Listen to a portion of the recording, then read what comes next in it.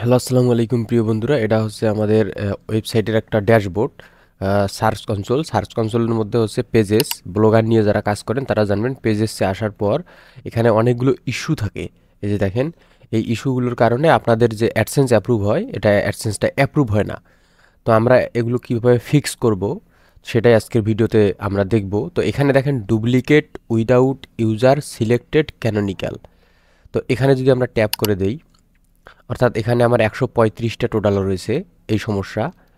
তো এখন এখানে দেখেন, এই যে প্রথমে যে পেজটা রয়েছে, এই পেজটাতে যদি আমরা এই যে সার্চ অপশনে যদি ক্লিক করি,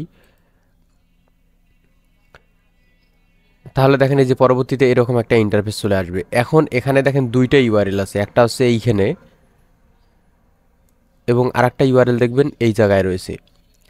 তো এখানে আমি বলি, এই ইউআরএলটা এটা হচ্ছে আমাদের অরিজিনাল ইউআরএল, আর এই যে এখানে যেটা ইউআরএল, এই ইউআরএলটা হচ্ছে আমাদের ডুপ্লিকেট ইউআরএল। তো এটা কিসের কারণে হয় আমি সেটাও আপনাদেরকে দেখাচ্ছি। তো এক্সাম্পল হিসেবে আমি আপনাদেরকে বলি, এই যে যেমন এটা এটা হচ্ছে আমার একটা কোর্সের একটা পোস্ট। তো এক্সাম্পল হিসেবে এই পোস্টটা করেছি। পোস্টটা করার পরে আমি কি করেছি, যে এই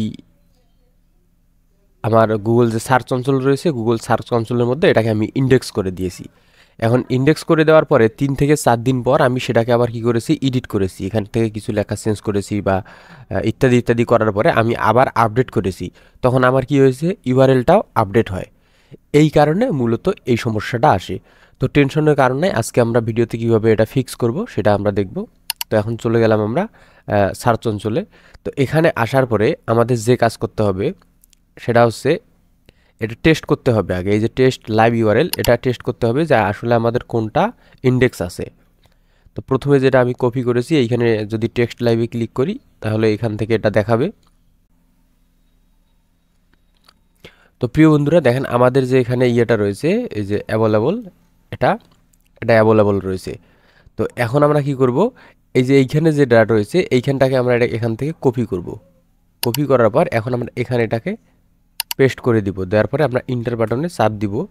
এখন এটা দেই, তো দেখেন এই ইউআরএলটা আমাদের কিন্তু নাই, করা নাই, ইন্ডেক্স করা নাই, এবং এখানে যেটা রয়েছে এটা কিন্তু ইন্ডেক্স করা। তো কপি করলাম। এখন এখানে যদি আমরা এটাকে পেস্ট করে দেই, এটা কিন্তু একই ইন্ডেক্স, মানে একই পেজ, এটা হচ্ছে আগেরটা। তো দেখেন এই যে এটা ইন্ডেক্স করা রয়েছে, ইউআর ইজ অন গুগল, অর্থাৎ এটা আমার ইন্ডেক্স করা রয়েছে। এখানে যে এটা হচ্ছে ভিডিও ইন্ডেক্সিং, এটা নো ইন্ডেক্সিং। তো এটা কোনো সমস্যা না, কিন্তু এই যে এই ইউআরএলটা আমার ইন্ডেক্স করা। এখন আমরা যে কাজ করব, তো প্রিয় বন্ধুরা তাহলে সমস্যা হচ্ছে আমাদের এটা হচ্ছে এটা মেন ইউআরএল, যেটা এই যে এই ইউআরএলটা, এই ইউআরএলটাই।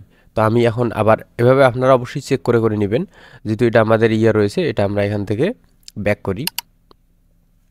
তো এখন আমাদের এই যে এটা রয়েছে, এটা কিন্তু আমাদের নাই, এটা করা নাই। তো এখন এখান থেকে যে কাজ করতে হবে, আপনাকে আপনার ব্লগারে যেতে হবে। যাওয়ার পরে আপনি এখান থেকে 3 ডটে ক্লিক করবেন। করার পর আপনি একটু নিচে আসার পর যে সেটিং যে অপশনটা রয়েছে, এই সেটিংসে ক্লিক করে দেবেন। সেটিংসে ক্লিক করে দেওয়ার পরে একটু নিচে আসবেন এভাবে। এই যে দেখেন ইরর অ্যান্ড রিডাইরেক্টস, এই ইরর অ্যান্ড রিডাইরেক্টসে চলে আসবেন। আসার পরে নিচে দেখেন কাস্টম রিডাইরেকশন, এখানে ট্যাপ করে দিবেন। এখানে ট্যাপ করে দেওয়ার পরে এরকম একটা ইন্টারফেস চলে আসবে। এখন এখানে অ্যাড ক্লিক করবেন, অ্যাডে। তো অ্যাডে ক্লিক করার পরে এখানে ফ্রম এবং টু, এখানে আপনি কী করবেন, এই যে ইউআরএলটা যে রয়েছে এখানে যেটা আপনার ইন্ডেক্স করা নাই সেটা দিবেন। তো এখানে যে .com যে রয়েছে, এই .com-এর পরে আমরা এইটুকু নিব, এটুকু এটাকে কপি করে নিব। কপি করে নিলাম। কপি করে নেওয়ার পরে আমরা চলে আসবো কোথায়, ব্লগারে। আসার পরে আমরা এটা ফ্রমে দিব, যেটা আমাদের ইন্ডেক্স নাই সেটা আমরা ফ্রমে দিব, এবং টুর মধ্যে দিব কোনটা, যেটা আমাদের ইন্ডেক্স রয়েছে। অর্থাৎ এই যে নিচে যেটা, এই যে ননে যেটা রয়েছে, এটা হচ্ছে ইন্ডেক্সিং। এই যে দেখেন ইন্ডেক্সিং এইটা। তাই এখানে এই যে .com-এর পর থেকে কোনো স্পেস বাকি রাখা যাবে না। এই যে আমরা স্ল্যাশ থেকে এটা কপি করে নিব। কপি করে নেওয়ার পরে আমরা চলে যাব এখানে। এখানে আসার পরে আমরা জাস্ট এখানে এটাকে পেস্ট করে দিব। প্রিয় বন্ধুরা আমাদের যখন দুটোটাই দেওয়া শেষ হয়ে গেছে, এখন আমরা জাস্ট এই যে ওকেতে ক্লিক করব। দেওয়ার পরে এখন এই যে সেভ যে বাটন রয়েছে, সেভ বাটনে আমরা ট্যাপ করে দিব।